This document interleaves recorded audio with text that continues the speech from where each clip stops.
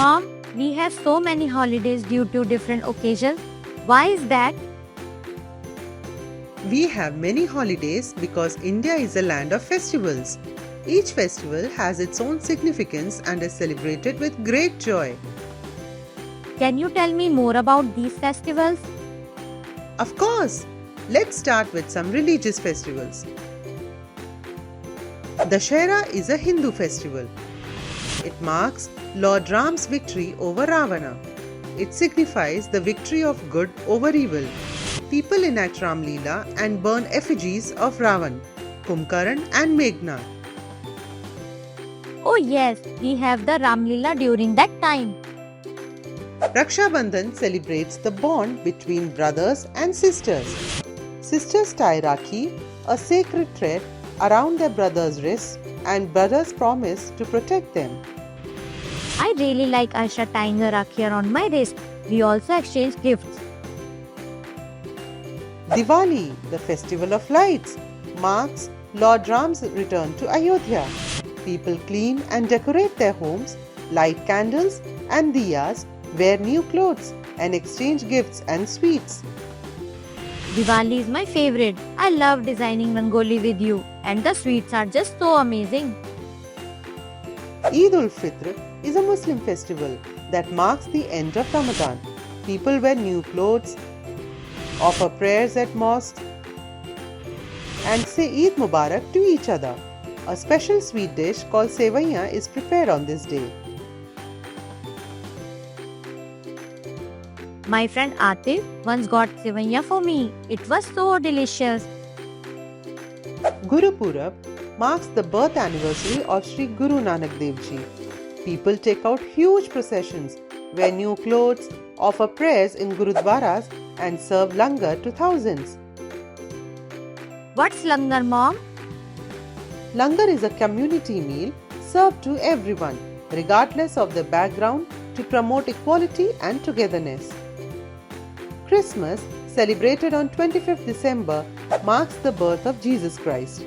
Special prayers are held in churches, Christmas trees are decorated, and it's believed Santa Claus brings gifts for children. Ho ho ho! I love Santa Claus and the gifts he brings.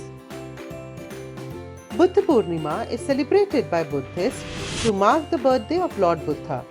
Prayers are offered at vihars on this special day. Buddha taught about peace, right? Yes, he taught us about the importance of non-violence and self-control.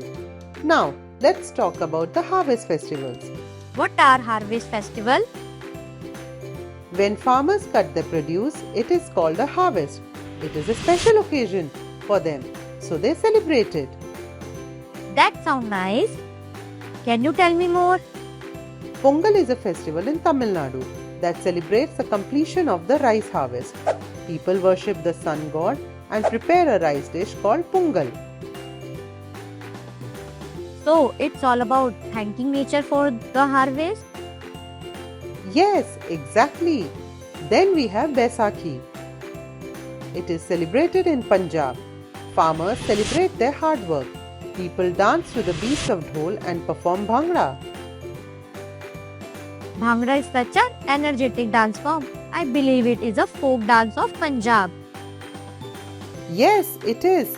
Moving on, Onam is a harvest festival celebrated in Kerala. It marks the return of King Mahabali. People enjoy a feast called Sadhya and join in the fun of snake boat races.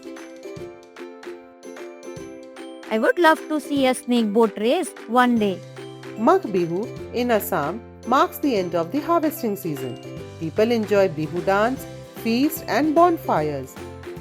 Dancing around a bonfire sounds exciting. It is. You know, we also have festivals celebrating the change of seasons. That sounds interesting. Can you tell me about some of them? One of the most important festivals celebrating change of season is Holi. It is the festival of colors. Holi is celebrated in March. It marks the end of winter and readiness of crops for harvesting. People light bonfires and celebrate by applying colors on each other. Holi is so much fun. I love playing with colors. Basant Panchami marks the start of spring. People worship Saraswati, the goddess of learning, and fly kites. Flying kite is the best part. Makar Sankranti is celebrated in North India, in Karnataka, Andhra Pradesh, and West Bengal. It is celebrated on 13th or 14th January every year. What do people do on Makar Sankranti? They fly kites, take holy dips in rivers, and enjoy traditional sweets. Lodi is celebrated in Punjab, marks the arrival of longer days after winter. People light bonfires and celebrate with songs and dance. Bonfires sound cozy and fun. Tej celebrates the arrival of the monsoon. Women decorate swings and celebrate with songs and dance. Swings and songs sound like a lot of fun. Lastly, we have national festivals. These are the festivals celebrated by all the people in a country. Rahul, can you name the 3 national festivals of India? Yes, I know Independence Day, Republic Day and Gandhi Jayanti are the 3 national festivals. Very good. Independence Day, celebrated on 15th August, marks India's freedom from the British rule.